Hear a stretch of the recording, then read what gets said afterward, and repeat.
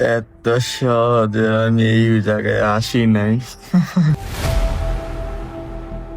অনেক পরিশ্রম করছি, জীবনে অনেক মার্ডার করছি, অনেক মানুষের জীবন খাইছি, তারপরে আমি এই জায়গায় আইছি। তোরা ভুল করস কেন খাঙ্কির পলারা? তোরা কেন ভুল করস?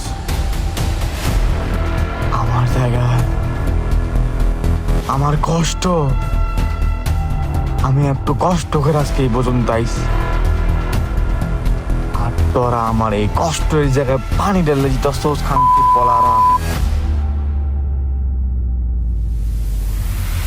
আমার অপরাধ কি ছিল?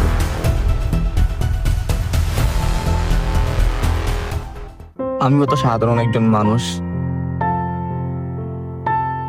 ঢাকা শহরে আইছিলাম আমার মায়ের আমি বাসামু দীক্ষা।